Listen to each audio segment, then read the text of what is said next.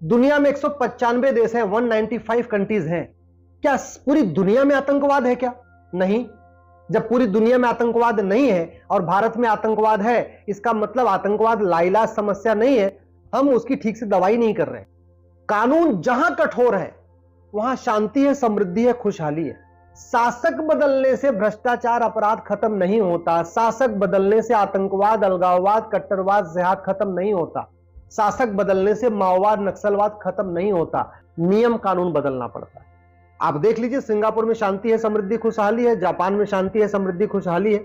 Netherlands में शांति है, समृद्धि है, खुशहाली है। और भी दुनिया के कई सारे देश हैं, न्यूजीलैंड है, डेनमार्क है, वहां वो समस्याएं नहीं है। चीन में देख लीजिए, जो समस्या भारत में वो चीन में तो नहीं है।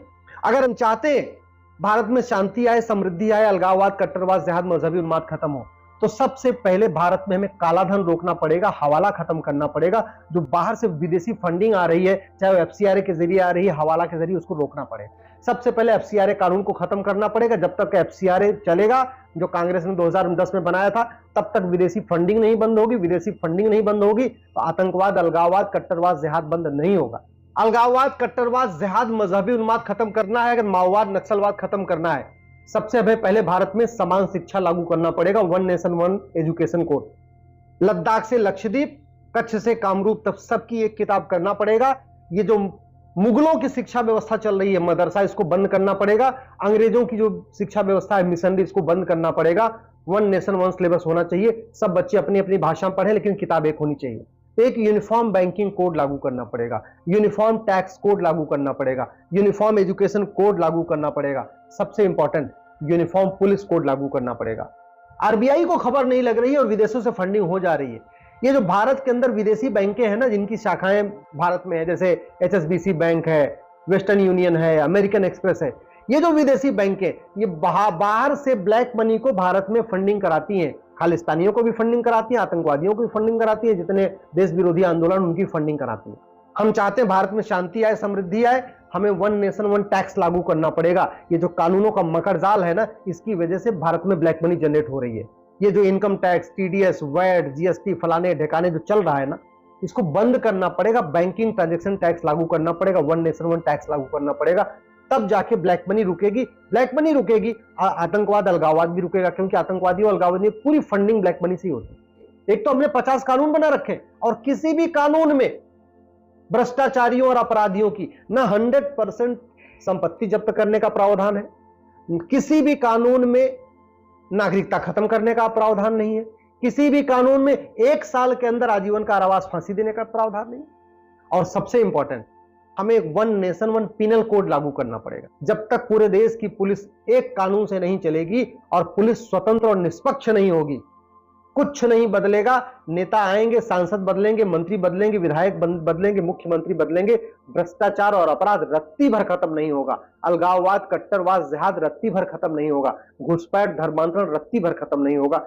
1 नेशन 1 पुलिस कोड लागू ही करना पड़ेगा। पूरे देश की जो प्रशासनिक जो व्यवस्था है वो एक जैसी होनी चाहिए। जो प्रशासन सत्ता का गुलाम बन के नहीं रहना चाहिए, पुलिस सत्ता की गुलाम बन के नहीं रहनी चाहिए, बल्कि पुलिस और प्रशासन के लिए नेशन फर्स्ट होना चाहिए। अगर हम चाहते हैं भारत में शांति, समृद्धि आए, आतंकवाद, अलगाववाद, कट्टरवाद, जिहाद, मजहबी उन्माद, धर्मांतरण, घुसपैठ बंद हो, तो हमें भारत में 1 नेशन 1 एडमिनिस्ट्रेटिव कोड लागू करना पड़ेगा कि यूनिफॉर्म एडमिनिस्ट्रेटिव कोड लागू करना पड़ेगा। नेशन फर्स्ट जब तक पुलिस के लिए नहीं होगा, पीपल फर्स्ट जब तक पुलिस के लिए नहीं होगा, तब तक कुछ नहीं बदलेगा। सरकारें आएंगी जाएंगी, सांसद बदलेंगे, मंत्री बदलेंगे, विधायक बदलेंगे, नीचे कुछ नहीं होगा। न रत्ती भर भ्रष्टाचार खत्म होगा, न रत्ती भर अपराध खत्म होगा, न नकल माफियाओं का कारोबार बंद होगा, न सड़क माफियाओं का कारोबार बंद होगा, न खनन माफियाओं का कारोबार बंद होगा, कुछ नहीं होगा। इतनी हत्याएं हो चुकी हैं कश्मीर में, इतनी हत्याएं हो गई मणिपुर में।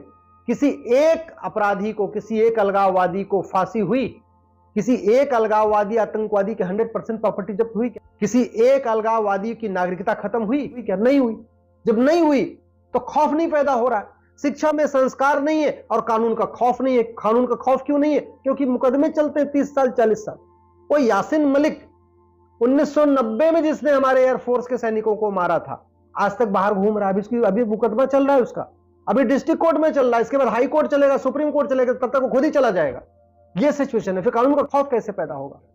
केवल एक कानून बनाना है कि झूठी शिकायत करने पे 10 से 20 साल सजा होगी, झूठा मुकदमा करने पे 10 से 20 साल सजा होगी, झूठा हलफनामा देने पे 10 से 20 साल सजा होगी, झूठी गवाही देने पे 10 से 20 साल सजा होगी, झूठा कॉन्ट्रैक्ट साइन करने पे 10 से 20 साल सजा होगी, झूठी वसीयत बनाने पे 10 से 20 साल सजा होगी, झूठा विरासत बनाने पे 10 से 20 साल सजा होगी, झूठा आधार बनवाने पे, झूठा ड्राइविंग लाइसेंस बनवाने पे, झूठी वोटर आईडी कार्ड बनवाने पे, कोई भी काम जो फर्जी किया जाएगा उसमें 10 से 20 साल सजा होगी। मैं गारंटी के साथ कहता हूं 50% मुकदमे अपने आप खत्म हो जाएंगे। जिन लोगों ने झूठी वसीयत लिखा के मुकदमा कर रहे हैं ना, वो अपना मुकदमा वापस ले लेंगे।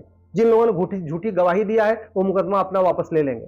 जिन पुलिस वालों ने झूठी चार्जशीट फाइल किया, झूठी जांच किया है, वो अपने आप आके खुद बोल देंगे भैया हमने जांच झूठी कर दिया, मुझे माफ कर दो, हम सही चार्जशीट फाइल कर रहे हैं।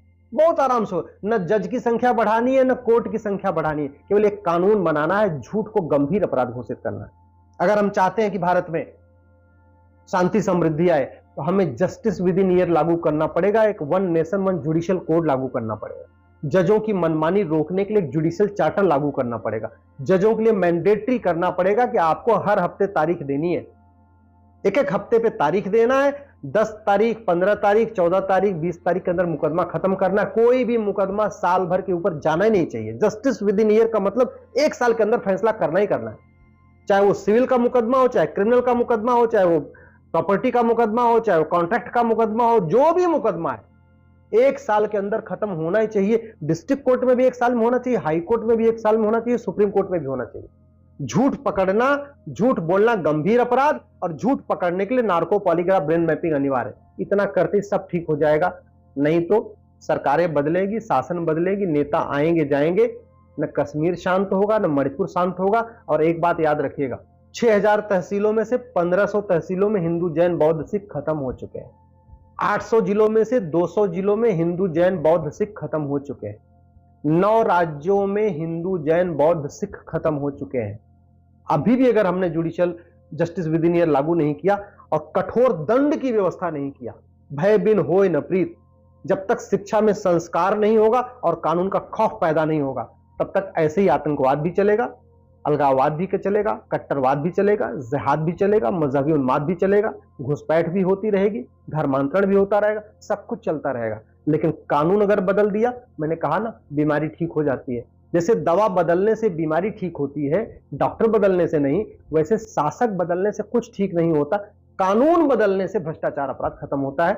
और जो बात बार बार होती है ना, भारत में तो कलयुग चल रहा है, कलयुग चल रहा है, मैं गारंटी के साथ कहता हूं 5 साल के अंदर भारत में सतयुग आ जाएगा। 5 साल के अंदर केवल पुलिस रिफॉर्म कर दिया जाए, जुडिशियल रिफॉर्म कर दिया जाए, टैक्स रिफॉर्म कर दिया जाए, एडमिनिस्ट्रेटिव रिफॉर्म किया जाए, एजुकेशन रिफॉर्म किया जाए, केवल यूनिफॉर्म एजुकेशन कोड लागू कर दिया जाए, यूनिफॉर्म टैक्स कोड लागू कर दिया जाए, यूनिफॉर्म बैंकिंग कोड लागू कर दिया जाए, यूनिफॉर्म एविडेंस कोड लागू कर दिया जाए, यूनिफॉर्म जुडिशियल कोड लागू कर दिया जाए, मैं गारंटी के साथ कहता हूं कलयुग में सतयुग आ जाएगा।